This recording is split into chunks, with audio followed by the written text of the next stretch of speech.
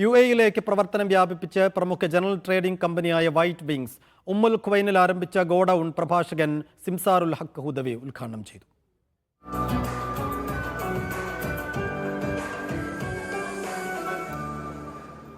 General ട്രേഡിംഗിൽ 35 വർഷത്തെ സേവന പാരമ്പര്യവുമായാണ് white wings UAE-യിൽ പ്രവർത്തനം ആരംഭിക്കുന്നത്. കേരള സർക്കാരിൻ്റെ ഉടമസ്ഥതയിലുള്ള റൈഡ്കോയുടെ ഉൽപ്പന്നങ്ങളടക്കം നിരവധി പ്രോഡക്റ്റുകൾ വൈറ്റ് വിങ്സ് വിപണിയിലെത്തിക്കും.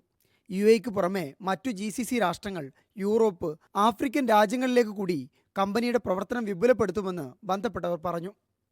നമുക്ക് ഈ ഫുഡ് ഐറ്റംസിൽ 30 വർഷത്തോളമുള്ള എക്സ്പീരിയൻസ് ഉണ്ട്. ഇത് വെറും ഫുഡ് മാത്രമല്ല, നമ്മൾ ഗാർമെൻറ്റ്സ്, ഹൗസ് ഹോൾഡ് ഐറ്റംസ് ഇതെല്ലാം വിപുലപ്പെടുത്തിയിട്ട് കുറഞ്ഞ മാർജിൻ വെച്ചിട്ട് ജനങ്ങൾക്ക് നല്ല സേവനം ചെയ്യാൻ നല്ലൊരു ഇത് തന്നെയാണ്. കേരളത്തിൽ 1972 മുതൽ സ്റ്റാർട്ട് ചെയ്ത റെഡ്കോ എന്ന് പറഞ്ഞ ഫുഡ് പ്രൊഡക്റ്റാണ് നമ്മളിവിടെ വരുത്തിക്കുന്നത്.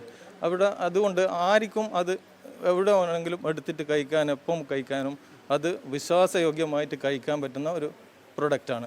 അതോടൊപ്പം വരുന്ന ഇളനാടുകീൻ്റെ ഡിസ്ട്രിബ്യൂഷൻ നമ്മുടെ GCC ഡിസ്ട്രിബ്യൂഷനാണ്.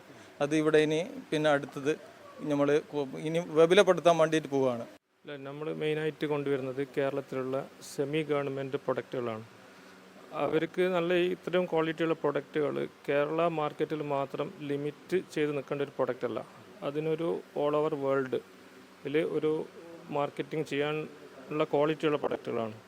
അത് ഫസ്റ്റ് സ്റ്റേജിൽ UAE-യിൽ സ്റ്റാർട്ട് ചെയ്ത് ക്രമേണ GCC പ്ലസ് യൂറോപ്യൻ കൺട്രീസിലേക്ക് എക്സ്പോർട്ട് ചെയ്യേണ്ട ഒരു പ്ലാനിലാണ് നമ്മൾ ഈ കാര്യങ്ങളുമായിട്ട് മുന്നോട്ട് പോകുന്നത്.